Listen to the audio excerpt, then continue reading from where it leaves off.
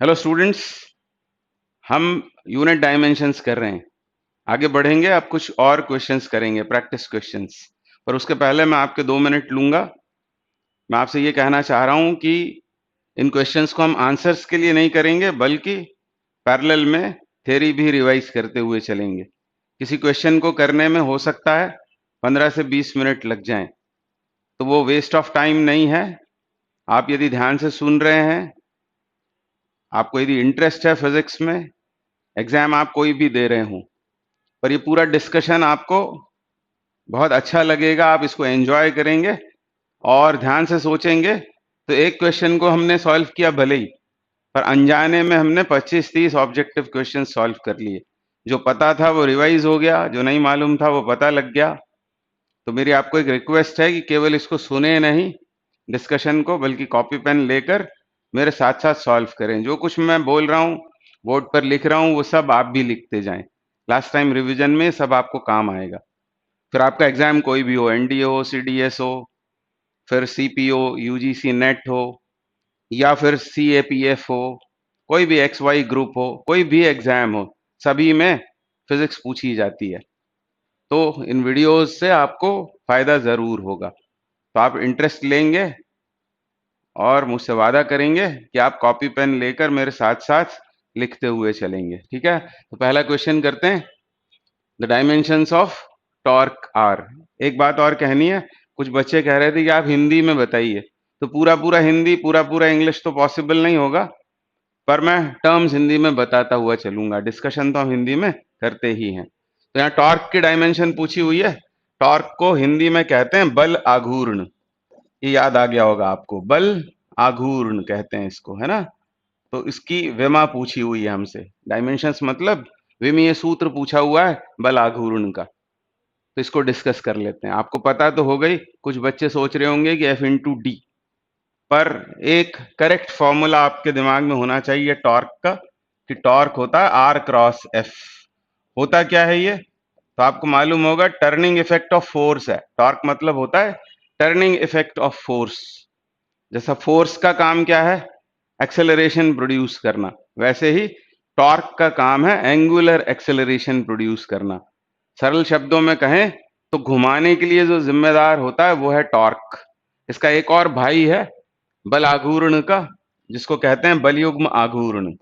बल युग्म आघूर्ण इंग्लिश में उसको कहते हैं, क्या नाम है उसका? उसका नाम है, यह है मोमेंट ऑफ फोर्स। इसको टॉर्क कहते हैं या इसको कहते हैं मोमेंट ऑफ फोर्स, ठीक है? ये याद रखना। मोमेंट ऑफ फोर्स कभी बोल दिया तो टेंशन में मत आ जाना। बल आघूर्ण, मोमेंट ऑफ फोर्स, टॉर्क एक ही बात है। और इसको कहते हैं कपल। बल युग्म आघूर्ण, बल युग्म, दो इक्वल ऑपोजिट फोर्सेस यदि लग रहे होते हैं, जैसे हम बॉटल का जब ढक्कन खोलते हैं, है ना, जब इसका कैप हम खोलते हैं, तो आप ध्यान से देखना कि आप क्या करते हो, ऐसे करते हो, है ना? मतलब आप क्या कर रहे होते हो, उस ढक्कन पर दो फोर्स लगा रहे होते हो। इस फोर फिंगर और थंब से ऑपोजिट डायरेक्शंस में फोर्सेस लगा रहे होते हैं इक्वल, तभी वो फिर वो कैप खुल पाती है बॉटल की, ठीक है ना? उसको कहते हैं कपल। तो ये फॉर्मूला एक्चुअली आपको याद रखना चाहिए टॉर्क का। Tau equals to R cross F. आर क्या है? यह पोजीशन वेक्टर, और एफ है फोर्स वेक्टर। तो जब भी कोई कहे टॉर्क, तो आपको ये याद आना चाहिए। और फिर क्रॉस प्रोडक्ट की प्रॉपर्टी से इस टॉर्क का मैग्नीट्यूड कितना होगा, तो वो होगा आर एफ साइन फाई, ठीक है ना? टॉर्क आप देख रहे हैं दो वेक्टर्स का क्रॉस प्रोडक्ट है, यानी इसमें डायरेक्शन भी होता है और इसमें मैग्नीट्यूड भी होता है। हम सिर्फ मैग्नीट्यूड की बात कर रहे हैं, आर एफ साइन फाई, ठीक है? और फिर इसमें से ये जो आर साइन फाई है, ये कभी कभी डी हो जाता है। रोटेशनल मोशन में आपने पढ़ा होगा, नहीं पढ़ा तो एफ इंटू डी ऐसा याद आ जाता है। इसमें से डी को क्या कहते हैं? इसको कहते हैं lever arm, not lever arm. Lever तो वो पेट में होता है, ऑर्गन है वो, है ना? वो नहीं, लीवर आर्म। तो फोर्स का मैग्नीट्यूड मतलब बल का परिमाण ले लो, मैग्नीट्यूड ऑफ फोर्स टाइम्स क्या बोलेंगे? Liver arm. लिवर आर्म मत बोलना, इसको कहना लीवर आर्म। है तो वो डिस्टेंस, तो अब आराम से, है ना? तो हमें अभी तो ये फॉर्मूला लगाना है एफ डी, ये भी याद आ जाता है केवल कभी डायमेंशन पूछी होगी तो फटाफट आप इसकी डायमेंशन निकाल लोगे। फोर्स की डायमेंशन क्या होती है? mlt-2, और इसमें एक 2 और आ जाएगा। इसका मतलब टॉर्क की डायमेंशन तो बिल्कुल एनर्जी की डायमेंशन के बराबर हुई कि नहीं? टॉर्क का डायमेंशन हुआ एनर्जी, और एनर्जी और वर्क डन की डायमेंशन सेम होती है। तो ये तो तिकड़ी बन गई, ट्रायड बन गया। किसका ट्रायड बन गया? वर्क डन, एनर्जी, किसी भी टाइप की एनर्जी और टॉर्क, तीनों की डायमेंशन सेम होती है। ये भी यदि याद आ गया एग्जाम में तो आप सीधे आंसर कर सकते हो। आप देख रहे हो आंसर ए करेक्ट हो गया, ठीक है ना? ml2t-2। पर कोशिश करो कि ये फॉर्मूला भी याद रखो। हो सकता है वेक्टर वाले मैथ्स में आपसे ये पूछ लें, आर वेक्टर दे दें, एफ वेक्टर दे दें, तो उनका क्रॉस प्रोडक्ट, और ऑर्डर बहुत इंपॉर्टेंट है क्रॉस प्रोडक्ट में। ये मैथ्स वाले बच्चे जानते हैं, आर क्रॉस एफ को आप एफ क्रॉस आर नहीं लिख सकते कभी। हो सकता है यही क्वेश्चन आ जाए, 4 ऑप्शंस होंगे, उसमें एक ऑप्शन एफ क्रॉस आर भी होगा, तो वो आंसर नहीं है। Torque vector is equal to R vector cross F vector, ठीक है ना?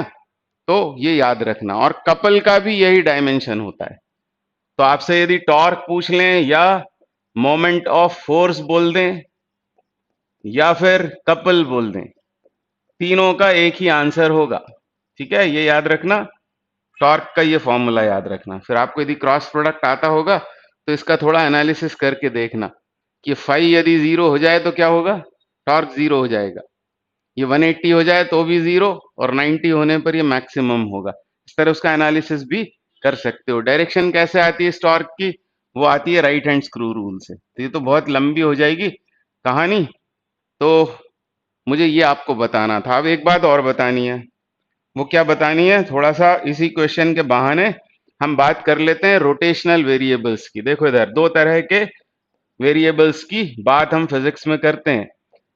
कुछ होते हैं ट्रांसलेटरी वेरिएबल्स और कुछ होते हैं रोटेशनल वेरिएबल्स, है ना? कुछ होते हैं वेरिएबल्स, मतलब क्या बोलते हैं उसे? चर, है ना? तो कुछ होते हैं ट्रांसलेटरी वेरिएबल्स, कुछ होते हैं रोटेशनल। मतलब रोटेशनल या घूर्णन गति को समझाने के लिए जिन वेरिएबल्स को यूज करते हैं वो क्या हो जाएंगे? घूर्णी चर, यानी रोटेशनल वेरिएबल्स। और ट्रांसलेटरी मोशन को एक्सप्लेन करने के लिए जो वेरिएबल्स लगते हैं वो हो जाएंगे ट्रांसलेटरी वेरिएबल्स, है ना? मुझे कुछ आपको इंपॉर्टेंटली बताना है ना? इस क्वेश्चन के बहाने हम देखो अभी बहुत सारी डायमेंशंस निकाल लेते हैं। अब पहले मैं ट्रांसलेटरी मोशन के वेरिएबल्स की लिस्ट बनाता हूं, ठीक है? इनकी लिस्ट बनाता हूं। क्या क्या आप जानते हो? बहुत सी चीजें आप जानते हो, जैसे डिस्प्लेसमेंट आपने सुना हुआ है ना? डिस्प्लेसमेंट, फिर इसके जो टाइम रेट होता है उसको क्या कहते हैं? Velocity, displacement upon time. फिर एक्सेलरेशन, ठीक है? एक्सेलरेशन। मैं आपको ना ट्रांसलेटरी मोशन पढ़ा रहा हूं ना रोटेशनल। मैं तो आपको बता रहा हूं कि कैसे हम रिकॉल कर सकते हैं इनको, इनके बेसिस पर, ठीक है? Displacement, velocity, acceleration. एक्सेलरेशन के बाद बात कर लेते हैं मास की, ठीक है? फिर बात कर लेते हैं फोर्स की, ठीक है? फोर्स की। और इनकी एनालोगस क्वांटिटीज यहां पर लिखेंगे, मतलब जो इंपॉर्टेंस इन क्वांटिटीज की ट्रांसलेटरी मोशन में, उस तरह की क्वांटिटीज रोटेशनल मोशन में कौन सी होती हैं। बाय द वे उनकी डायमेंशंस आ जाएंगी। नंबर 6 मोमेंटम, ठीक है? मोमेंटम, बस इतनी बहुत है मुझे लगता है ना?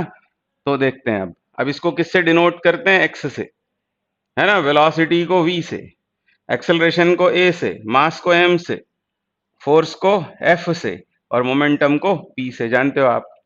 डायमेंशंस भी इनकी मालूम है, अलग कलर से मैं उसको लिखता हूं। डायमेंशंस भी यू नो।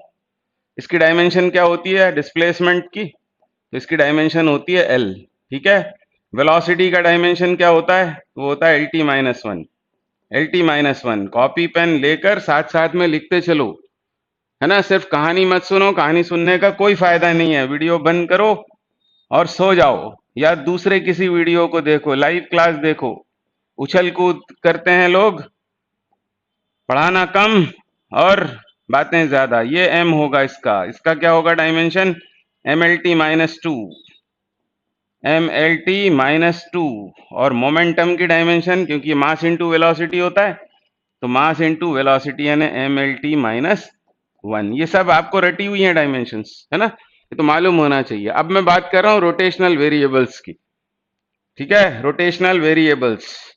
फिर से बोल रहा हूं मैं आपसे यही बात, वापस फिर से यही कहता हूं कि मैं आपको ना तो ये पढ़ा रहा हूं ना वो पढ़ा रहा हूं, मैं आपको बता रहा हूं एनालॉजी कैसे लगाना। जैसे यहां पर जो रोल डिस्प्लेसमेंट का है ना, वो रोल यहां पर है एंगुलर डिस्प्लेसमेंट का। रोटेशन में वही काम किसका होगा, एंगुलर डिस्प्लेसमेंट का, ठीक है, ठीक है। फॉर एग्जाम्पल जैसे ये पार्टिकल है, मान लो यहां है अभी और यहां आ गया, हम बोलेंगे उसने इतना एंगल टर्न कर लिया, जितना एंगल वो सेंटर पे टर्न कर देगा उसी को कहते हैं एंगुलर डिस्प्लेसमेंट, ठीक है, थीटा से इसको डिनोट करते हैं। फिर रेट ऑफ एंगुलर डिस्प्लेसमेंट, जैसे यहां पर x का रेट ऑफ चेंज वो क्या था, v क्या था, dx by dt, instantaneous velocity. वैसे यहां क्या होगा, यहां होगी एंगुलर वेलोसिटी, एंगुलर वेलोसिटी, ठीक है, D theta upon D T, उसको ओमेगा से डिनोट करेंगे, किससे, ओमेगा। ओमेगा क्या है, एंगुलर वेलोसिटी, या कभी कभी इसको एंगुलर फ्रीक्वेंसी कहते हैं, ठीक है। आगे बढ़े, एक्सेलरेशन, तो यहां हो जाएगा एंगुलर एक्सेलरेशन, एंगुलर एक्सेलरेशन, ठीक है। ध्यान से सुनना, आप ध्यान से सुनना, छोटा सा डिस्कशन है पर बहुत सारी बातें आपको पता हो जाएंगी। एक्सेलरेशन क्या होता है, वो होता है डीवी डी, ठीक है। तो अल्फा से इसको डिनोट करते हैं एंगुलर एक्सेलरेशन को, अल्फा हो जाएगा डी ओमेगा डी टी। तो देखो एंगुलर डिस्प्लेसमेंट, फिर उसके rate of change D D T theta omega हो गया, फिर डी डी टी ओमेगा क्या हो गया, अल्फा हो गया, एंगुलर एक्सेलरेशन। अब इंपॉर्टेंट बात, यहां जो रोल मास का है, ठीक है, ये रोल चेंज हो गए। ट्रांसलेशन में जो रोल डिस्प्लेसमेंट का है वो इधर एंगुलर डिस्प्लेसमेंट का है, जो रोल यहाँ वेलोसिटी का है वो रोल वहां एंगुलर वेलोसिटी का है, जो रोल यहाँ एक्सेलरेशन का है वो वहां एंगुलर एक्सेलरेशन। तो एक बात आपने नोट की होगी कि यहाँ ट्रांसलेटरी नहीं लिखना पड़ता, डिस्प्लेसमेंट मतलब ही ट्रांसलेटरी डिस्प्लेसमेंट, और ये वाला डिस्प्लेसमेंट होगा तो फिर ये एडजेक्टिव लगाना पड़ेगा, एंगुलर ये प्रीफिक्स लगाना पड़ेगा, ठीक है। हिंदी में बोले तो ये विस्थापन, वेग, त्वरण, द्रव्यमान, बल और संवेग। ये क्या है, यह है कोणीय विस्थापन, यह है कोणीय वेग, ये कोणीय त्वरण, है ना। चलो आगे बढ़े। तो मैंने ये कहा कि जो रोल यहाँ मास का है वो रोल यहाँ है मोमेंट ऑफ इनर्शिया का, रोल बदल गया, मोमेंट ऑफ इनर्शिया रोल अभी मैं बताता हूं आपको। मोमेंट ऑफ इनर्शिया इसको आई से डिनोट करते हैं। फिर नंबर 5 पर इधर फोर्स है, इधर फोर्स है तो इधर ये होगा टॉर्क या मोमेंट ऑफ फोर्स या कपल, रोल चेंज हो गया, इसको ऐसे ग्रीक अल्फाबेट से डिनोट करते हैं, टाउ से, ठीक है। और इधर जो मोमेंटम का रोल है वो यहां होता है एंगुलर मोमेंटम का role, angular momentum, angular momentum, ठीक है। इतना यदि आपको याद है तो रोटेशन में बहुत आपको आराम हो जाएगा। ये गलत लिख दिया है मैंने यहाँ, पी नहीं बल्कि एल, ठीक है, एल से इसको डिनोट करते हैं, वेक्टर क्वांटिटी है, ये भी वेक्टर क्वांटिटी है, तो ये भी पता कर लेना कौन वेक्टर कौन स्केलर, ठीक है।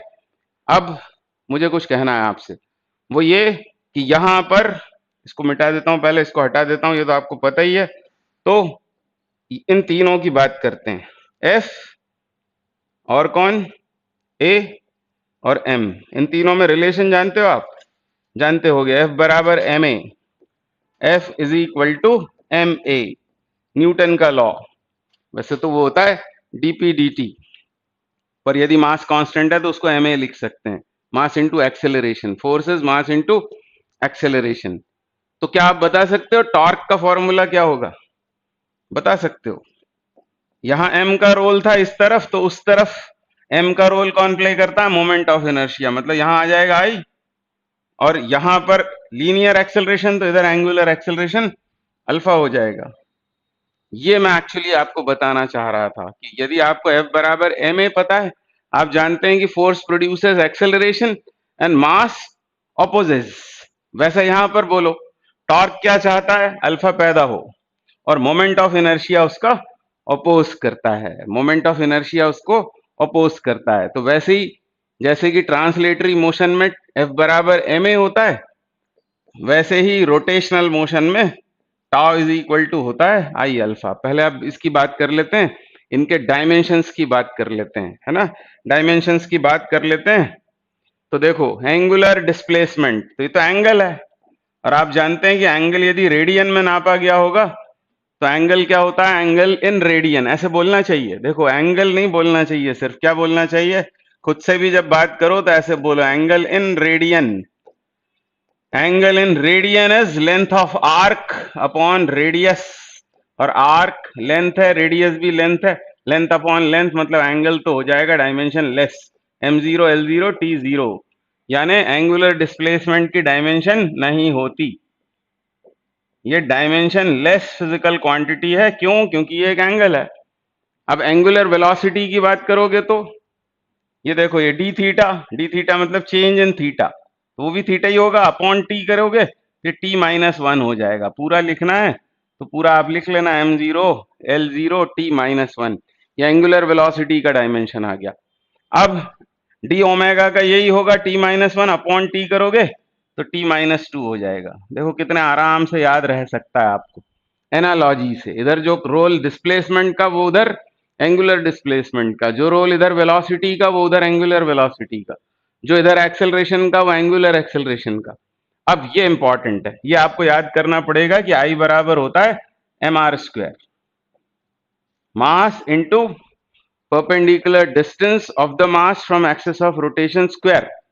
ठीक है, वैसे ये mr², ये रिंग का मोमेंट ऑफ इनर्शिया भी है। तो इनर्शिया, इसको इनर्शिया कहते हैं मास को, तो उसको कहते हैं मोमेंट ऑफ इनर्शिया।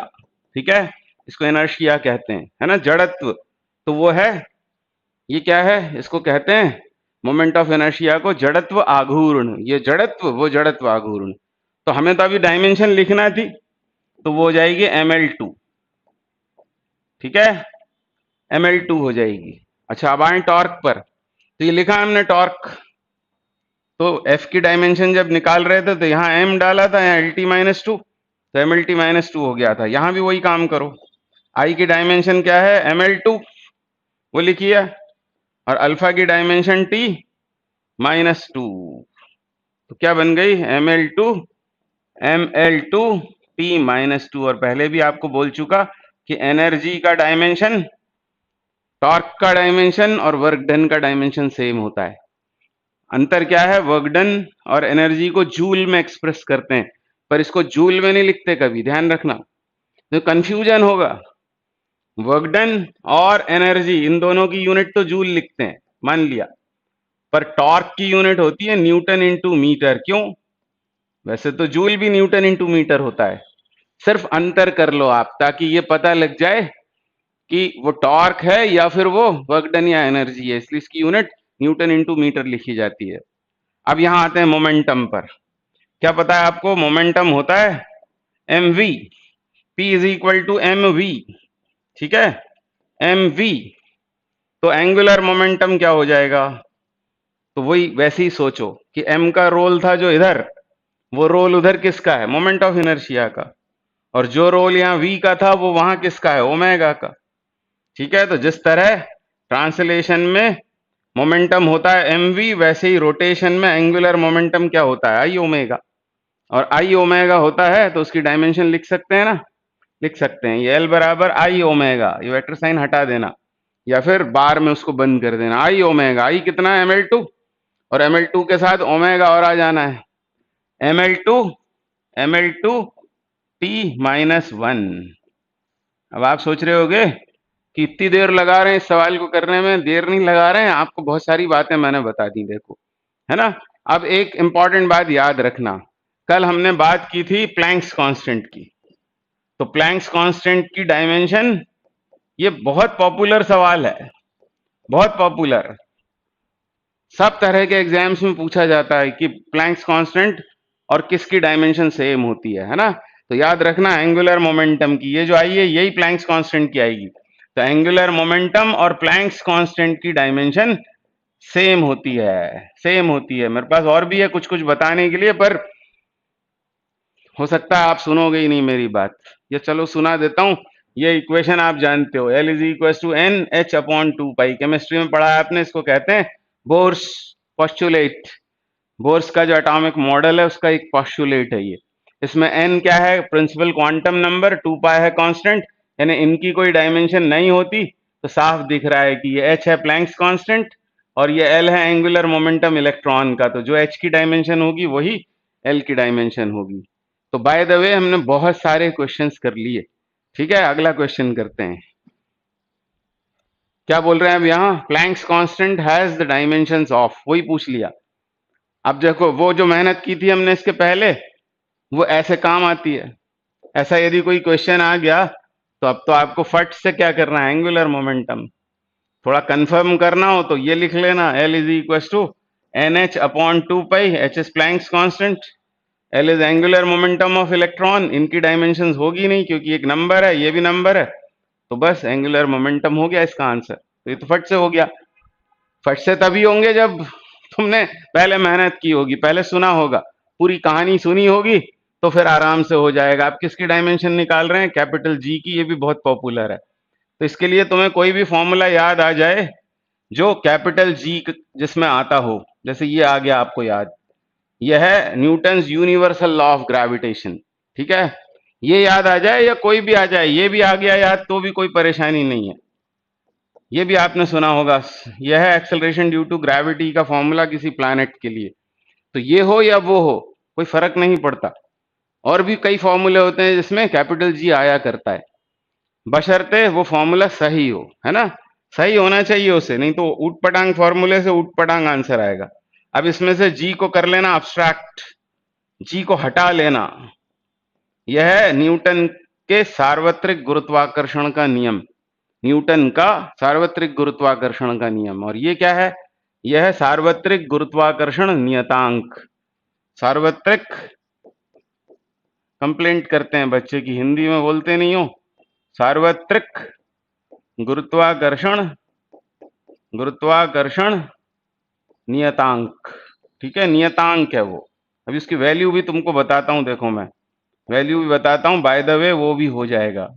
एक ऑब्जेक्टिव से 3 बनाते हैं, पहले इसकी डायमेंशन निकाल लेते हैं। तो जी हटाया इसमें से, F R square upon m1 m2, तो बस F क्या है, force, mlt minus 2, R square मतलब L2, और नीचे क्या आएगा m2, एक m कट गया, m ऊपर जाएगा तो m minus 1, L3 t minus 2। इसको कभी याद नहीं करना है, डायमेंशन कभी याद नहीं की जाती है। कल भी बोल रहा था मैं कि ऑमलेट जैसा है, उसी समय बनाया जाएगा, ठीक है। मेहमान आने पर ही चाय बनाते हैं, चाय नहीं बना के रख लेते साल भर की, है ना, साल भर की शक्कर लेके रख सकते हो। ऐसे ही डायमेंशंस के साथ में है कि इसकी कभी वो मत करना, रटने की कोशिश मत करना, आप उसका सोर्स ध्यान में रखना कि आया कहाँ से, वो फॉर्मूला कहाँ से आया है, वो फॉर्मूला याद आ जाएगा तो आपका काम बन जाएगा, है ना। अब इसके बारे में बात कर लेते हैं कि इसकी यूनिट क्या होगी। जी की यूनिट SI में और CGS में, ठीक है, CGS में और SI में दोनों में यूनिट निकालते हैं। तो ये काम आपने कर ही लिया है। अब क्या है कि इस तरफ सबकी यूनिट रख दोगे तो इसकी यूनिट निकल आएगी। अब SI में फोर्स की यूनिट क्या होती है, न्यूटन, है ना, न्यूटन, ऊपर न्यूटन आ गया, नीचे अच्छा ऊपर आर भी है तो m स्क्वायर भी आएगा, newton metre square upon kg square, ये इसकी यूनिट हो गई, newton metre square kg minus 2, ये इसकी यूनिट हो गई SI में।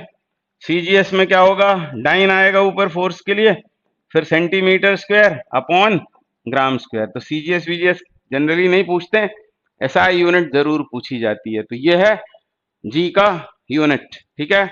अब G की वैल्यू, जी की वैल्यू एक्सपेरिमेंटली कैवेंडिश नाम के साइंटिस्ट ने, है ना, एक्सपेरिमेंटली मालूम की थी, एक्सपेरिमेंट करके इसकी वैल्यू निकाली थी, और इसकी वैल्यू होती है 6.67 times 10 raised to the power minus 11 newton metre square kg upon kg square, मतलब ये, ठीक है।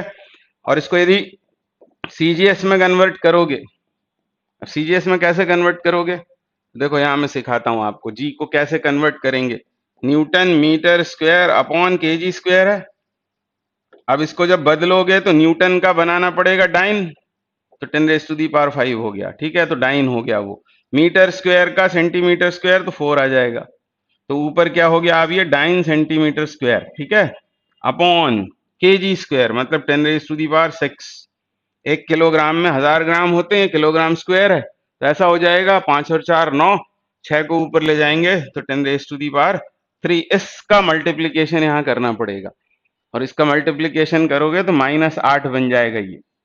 इसका मतलब ये मत समझना कि वैल्यू बढ़ गई है, वो तो यूनिट चेंज कर दोगे तो वैल्यू भी चेंज हो जाती है। तो ट्राई टू रिमेम्बर दिस, और वो कैवेंडिश भी याद रखना।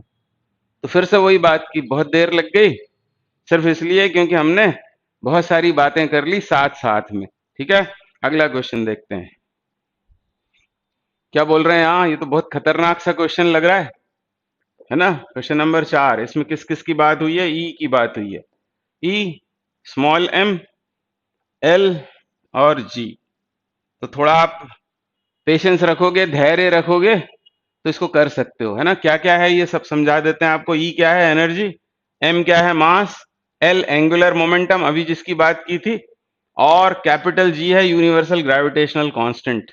हमको बताना है कि ये क्या चीज लिखी हुई है। E L square upon M 5 और जी स्क्वायर। तो दिखने में बहुत खतरनाक है बहुत आसान। आपको यदि वो यूनिट्स याद, वो डायमेंशन यदि याद आ गई तो फटाफट हो जाएगा। ई की डायमेंशन क्या होती है? तो वो होती है ml2t-2। ये तो फटाक से याद आ जाता है। फोर्स mlt-2 इंटू एल कर दिया तो ये आ गई। ये क्या है? तो ये तो मास है, तो m होगा ये। अब ये l क्या है? अब ये लेंथ नहीं है, यहाँ गड़बड़ हो सकती है, ये एंगुलर मोमेंटम है। मान लो भूल गए तो कहाँ जाएंगे? कहाँ जाएंगे? एंगुलर मोमेंटम भूल गए तो प्लैंक्स कांस्टेंट पे चले जाना, और Planck's constant E is equal to h nu से निकाल लेना। E by nu. E is energy ml2t-2 और नीचे t-1, तो क्या हो जाएगा? ml2t-1। ये आ गई किसकी डायमेंशन? एंगुलर मोमेंटम की डायमेंशन ml2t-1। तो अब इसकी बात कर लेते हैं जी की। मैं मान लो फिर से भूल गया, जी वी क्या होता है मुझे नहीं मालूम, तो कम से कम ये याद आ जाए, FR square upon m1 m2, या फिर newton metre square upon kg square याद आ जाए। तो फिर मैं सॉल्व कर लूंगा इसको। mlt-2 है ना, इंटू L2 यानी 3 हो गया, नीचे m2, एक m कट गया तो क्या बच गया? m-1 L3t-2। तो चारों की पहले डायमेंशन निकाली इत्मीनान से। ऐसा भयानक क्वेश्चन नहीं आएगा, कभी नहीं आएगा, पर आपका खून जरूर बढ़ेगा इसको करने से। ठीक है, इस आपका कॉन्फिडेंस लेवल जरूर बढ़ेगा। ठीक है, बहुत से बच्चे हैं वो जेई मेन का एग्जाम भी देने वाले हैं, देते हैं, तो उनको वहां याद आ जाएगा। मत जाना आप जेई मेन में, पर एग्जाम जरूर देना, क्योंकि एग्जाम डराता है और डराने से, डर से पढ़ाई हो जाती है। तो ई क्या है? ई है ml2t-2, ये लिख दिया। फिर ये एल स्क्वायर, मतलब इसकी स्क्वेयरिंग करना पड़ेगी, सावधान। m2 L4 और t-2, है ना। वो डरावना था, थोड़ा आसान होने लगा। m5, तो m5 कर दो, और इसकी भी स्क्वेयरिंग करना पड़ेगी, तो m क्या आएगा? -2, फिर L6 और t-4। ऐसा सब कुछ बना। तो करना क्या है हमको? हमको बताना है कि ये क्वांटिटी यदि x है तो वो है क्या? एंगल है, टाइम है, मास है या लेंथ है? लेंथ होगा तो डायमेंशन एल आएगा, मास होगा तो m आएगा, टाइम होगा तो t, और एंगल हुआ तो m0 L0 t0। तब हम बताएंगे कि वो क्वांटिटी है क्या। तो अब शुरू करते हैं। तो देखो ये m2 और m1 मिलकर m3 हुआ, तो ये भी तो m3 है। m ये 5 था, ये -2 था, उसका खेल खत्म, है ना। अब दूसरा कलर लेके L की बात कर लेते हैं। तो ये देखो L2 और L4 यानी L6, तो ये L6, खेल खत्म। फिर, है ना, आसान, आसान है। फालतू में हम डरते हैं कि ये इस एग्जाम का है, उस एग्जाम का है। होने दो ना, है किसी भी एग्जाम का, हमसे बन रहा है तो बस हमारा काम बन रहा है। जिससे आइडिया आपको आया कि करते क्या है, कैसे करते हैं, वो क्वांटिटी आप पहचान सकते हैं। ठीक है ना, आगे बढ़ते हैं। अगला question, the velocity v of a particle at time t is given by v is equals to at plus b upon t plus c। ऐसे एक इक्वेशन दी है जिसमें v वेलोसिटी है ए पता नहीं क्या है, टी टाइम है, बी नहीं मालूम क्या है, और सी पता है, नहीं पता, सी भी नहीं पता, टी पता है। दो ही चीजें मालूम है कि वी वेलोसिटी और टी टाइम है, ठीक है। हमको बताना ए बी सी की डायमेंशंस, ए की डायमेंशन क्या है, बी की क्या है और सी की क्या है। तो ये सवाल बेस्ड है on the principal of homogeneity. बहुत बहुत बहुत इंपॉर्टेंट प्रिंसिपल, बहुत फंडामेंटल, बहुत बेसिक प्रिंसिपल, जो आप बचपन से यूज कर रहे हो पर आपको मालूम नहीं होगा कि ये प्रिंसिपल है। कुछ बच्चों को पता भी होगा। और प्रिंसिपल ऑफ होमोजेनिटी ये कहता है कि केवल सेम काइंड्स की फिजिकल क्वांटिटीज ही ऐड या सब्ट्रैक्ट होती हैं। Only same kinds, same kinds लिख के रख लेना इसको कहीं। और ये बहुत बड़ी ट्रिक है फिजिक्स की, कुछ भी नहीं आता हो तो भी इससे काम चला लेते हैं लोग बाग। Only same kinds of physical quantities, वो सब मैं बताऊंगा आपको आगे। Only same kinds of physical quantities can be added और सब्ट्रैक्टेड, एडेड और सब्ट्रैक्टेड। केवल सेम काइंड्स को ही क्या कर सकते हैं, जोड़ या घटा सकते हैं। केवल समान प्रकार की भौतिक राशियां ही जुड़ती या घटती हैं। जैसे कोई भाई यदि ऐसा लिख रहा है velocity plus velocity is equal to velocity, तो बिल्कुल सही है भाई।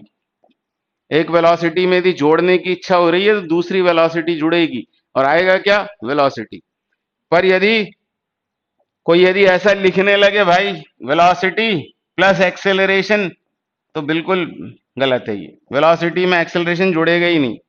और ऐसा ही होता है वेक्टर्स में भी। वेक्टर इक्वेशन यदि ऐसी कहीं आप देखो, ए वेक्टर प्लस बी वेक्टर बराबर सी, तो समझ जाना ये दोनों सेम काइंड्स के वेक्टर्स हैं, ठीक है। वो अलग हैं ये दिखाने के लिए, एक को ए एक को बी कह दिया है, पर हैं दोनों सेम काइंड्स के वेक्टर्स, है ना। जैसे ऑल्सेशियन और पामेरियन दोनों होते डॉग्स ही है ना। तो उनकी नस्ल अलग अलग है तो वो दोनों डॉग्स, है ना। बिल्कुल वैसे ही है। तो याद रखना कि केवल सेम काइंड्स ही ऐड या सब्ट्रैक्ट होते हैं। तो आपने यहां देखा कि मैंने मल्टीप्लीकेशन डिवीजन का नाम नहीं लिया, मतलब डिफरेंट काइंड्स मल्टीप्लाई हो जाएंगी, डिफरेंट काइंड्स डिवाइड हो जाएंगी, पर जोड़ी या घटाई नहीं जा सकती। और इस पर बेस्ड था ये क्वेश्चन, बहुत ही आसान। अब आप ध्यान से देखो तो ये क्या है, ये है वेलोसिटी। तो ये क्या है, ये वेलोसिटी ही होगी। और ये सब कुछ मिलकर क्या है, वेलोसिटी। एक वेलोसिटी में दूसरी वेलोसिटी ऐड हुई और वेलोसिटी मिल गई, इक्वेशन करेक्ट है। अब यदि ये वेलोसिटी है और ये भी वेलोसिटी है, अलग अलग वो भले ही कुछ भी हो, पर ओवरऑल उनका जो प्रोडक्ट है मल्टीप्लीकेशन, वो है वेलोसिटी। तो वेलोसिटी की डायमेंशन को एटी की डायमेंशन के साथ में क्या कर दोगे, क्योंकि यदि क्वांटिटीज सेम है तो क्या होगा, डायमेंशंस भी उनकी सेम होंगी। तो डायमेंशंस ऑफ v बराबर डायमेंशंस ऑफ एटी। तो इसमें से डायमेंशंस ऑफ a निकाल लेना अलग से। तो डायमेंशंस ऑफ a क्या होगा, तो इस t को भगाना है उस तरफ। तो वेलोसिटी कितना था, lt minus one, lt minus one, और ये t आएगा डिनोमिनेटर में, तो ये बन गया lt माइनस टू। यानी a कुछ और नहीं, एक्सेलरेशन है, और एक्सेलरेशन इनटू टाइम वेलोसिटी ही होती है, यानी lt माइनस टू। कहाँ है ये दो, ये यही है, ये है ऑप्शन। ये एक मिल गया आपको पहला वाला, ए के बारे में बात हुई है, ये नहीं ये नहीं ये नहीं, है ना। बाकी कर लेते हैं, बाकी कर लेते हैं। वैसे आंसर तो आ गया है। अब यहां देखो तो ये सी है और टाइम के साथ जोड़े हैं, सी क्या होना चाहिए, C must be time. Principle of homogeneity से सी को भी टी होना चाहिए, तो ये दिख रहा है टी। फिर टाइम प्लस टाइम क्या बनेगा, टाइम। अब ये मत बोलना कि टू टाइम्स, यहां हम डायमेंशन के बेसिस पर बोल रहे हैं। एक टाइम में दूसरा टाइम जोड़ेंगे तो टाइम होगा, डायमेंशनली वो टाइम है। तो ये टाइम है तो क्रॉस मल्टीप्लाई कर देना, L T minus one into T, तो एल मिल जाएगा। यानी ये कुछ और नहीं है, ये लेंथ है। लेंथ में टाइम से डिवाइड किया तो वेलोसिटी मिली, एक्सेलरेशन में टाइम का मल्टीप्लाई किया तो वेलोसिटी मिली। यानी तीनों जस्टिफाई हो गया, ऑप्शन ए करेक्ट हो गया। तो यह है प्रिंसिपल ऑफ होमोजेनिटी। फर्दर हम इसके ऊपर आपको बताएंगे कि इस प्रिंसिपल के यूज से कई बार हमको फायदा हो जाता है, हमको कुछ नहीं पता होता उस कॉन्सेप्ट के बारे में, फिर भी हम आंसर बता सकते हैं डायमेंशनल बेसिस पर, ठीक है। तो प्रिंसिपल ऑफ होमोजेनिटी पर और भी प्रॉब्लम्स आप कर लेना, है ना। अच्छा यूजफुल प्रिंसिपल है, भले ही नहीं आएगा एग्जाम में, कोई बात नहीं, पर एक बहुत अच्छी बात आपको पता हो गई, अपने छोटे भाई बहनों को बताने के लिए अच्छी बात हो गई कि सेम काइंड ही ऐड या सब्ट्रैक्ट होते हैं, देखो। तो इसका फायदा मैथ्स में भी मिलता है, ठीक है। आगे बढ़ते हैं।